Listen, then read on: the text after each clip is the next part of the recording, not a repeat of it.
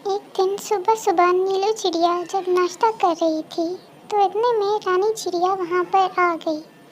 नीलू बोली, अरे रानी, तुम इतनी सुबह सुबह कहाँ? तो रानी उसको बताने लगी कि जंगल में एक अजीब किस्म का बड़ा सा परिंदा आ गया है। उसका रंग गुलाबी है, जो कि हमारे जंगल में किसी और परिंदे का नहीं, और उसकी जिसामत भी हमसे बहुत बड़ी है। मुझे तो लगता है कि वो रास्ता भटक कर हमारे जंगल में आ गया है, किसी से कोई बात भी नहीं कर रहा। नीलू कहने लगी कि तुम जाओ, मैं तुम्हारे पीछे पीछे आती हूँ। फिर रानी वहाँ से चली गई। थोड़ी देर बाद एक परिंदा सामने आया, जिसका रंग शदीद गुलाबी था और वो जिसामत में दूसरे परिंदों से काफ़ी बड़ा था। सब परिंदे उसको हैरान हो कर देख रहे थे कि इतने में नीली चिड़िया आई और परिंदों से पूछने लगी कि ये कहाँ से आया है। तो परिंदों ने उसको बताया कि ऐसे लगता है जैसे ये रास्ता भूलकर हमारे जंगल में आ गया हो। नीलू ने कहा कि जो भी है, अब ये हमारा मेहमान है। जब तक कोई इसको लेने जंगल नहीं आ जाता, तब तक ये हमारे साथ ही रहेगा। मैं ऐसा करती हूँ, इसको अपने साथ अपने घर ले जाती हूँ, वहाँ ये आराम से रह लेगा। सब परिंदे राज़ी हो गए सिवाय कबूतर के। नीलू कबूतर को एक तरफ लेकर गई और उसको समझाने लगी, लेकिन कबूतर एक भी बात ना माना। उसका कहना था कि ये अजीबोगरीब परिंदा पता नहीं कहाँ से आया है। कल कलाई कि इसने किसी जानवर को नुकसान पहुँचा दिया तो कौन जिम्मेदार होगा। हमें इसकी जिम्मेदारी नहीं उठानी चाहिए और इसको जंगल से निकाल देना चाहिए। तो नीलू कहने लगी कि बाकी सब जानवर राज़ी हैं, इसलिए तुम्हारे एतराज़ से कुछ नहीं होगा। मैं लेकर जा रही हूँ उसको अपने घर। फिर नीलू उसे अपने घर ले आई। उसका नाम रियो था। नीलू रियो का बहुत ख्याल रखती और उसको ढेर सारा खाना खाने के लिए देती, क्योंकि वो जानती थी कि वो बहुत ज़्यादा बड़ा है, इसलिए उसको भूख भी ज़्यादा लगती होगी। रियो भी अब सबके साथ घुल मिल रहा था।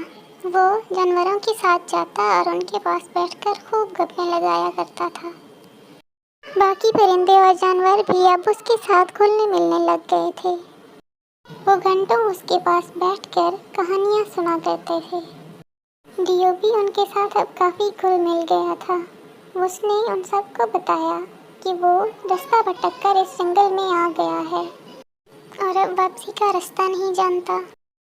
कबूतर रियो के पास कभी भी ना बैठा, वो हमेशा अलग ही बैठा करता था। दूसरे जानवरों को भी गुस्से से देखता रहता कि सब ने अनजान परिंदे को जंगल में घुसाया हुआ है। अगर कल कलां कोई ऊंच नीच हो गई तो कौन जिम्मेदार होगा। वो रियो से बात ना करता था। एक दिन शदीद आंधी का मौसम बन चुका था, लेकिन कबूतर को भूख लगी थी, इसलिए वो खुराक की तलाश में जंगल की तरफ निकल गया। लेकिन अभी थोड़ी ही देर गुजरी थी कि शदीद आंधी शुरू हो गई। कबूतर पहाड़ की चोटी पे बैठा था। वो तवाज़ुन बरकरार ना रख सका और नीचे गिरने लगा कि अचानक रियो आया और उसने कबूतर को कंधे पर उठाकर एक महफूज गार में पहुंचा दिया। कबूतर रियो के इस एहसान के बदले बहुत शर्मिंदा था। उसे रियो के साथ अपना गुज़िश्ता रवैया याद आया तो वो बहुत शर्मिंदा हुआ और उसे माफ़ी मांगने लगा। तो रियो ने खुले दिल से उसे माफ़ कर दिया।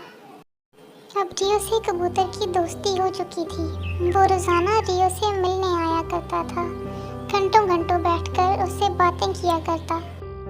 सुबह आकर रियो के साथ बैठ जाता। घूमते फिरते और बातें करते वक्त का पता ही ना चलता। ऐसे ही दिन गुजरते रहे। ऐसे ही रियो और कबूतर एक दिन बैठकर बातें कर रहे थे कि इतने में चील आई और आकर बताने लगी कि जंगल में रियो की तरह का ही एक और परिंदा आया है। शायद वो रियो के ही जंगल का होगा। चील की ये बात सुनकर रियो और कबूतर भी उस तरफ चले गए। वो दूसरा परिंदा बिल्कुल रियो की तरह ही था, क्योंकि वो रियो का बाप था जो उसको ढूंढते ढूंढते उस जंगल में आया था। रियो अपने बाप से मिलकर बहुत खुश हुआ और फिर उसने कबूतर को और नीली को भी अपने बाप से मिलवाया और अपने बाबा को बताया कि इन लोगों ने उसका कितना ख्याल रखा है। نیلی اور کبوتر ریو کے جانے پر بہت زیادہ دکھی تھے۔ انہوں نے بوجھل دل سے ریو کو خدا حافظ کہا۔ پھر ریو اور اس کے بابا چلے گئے۔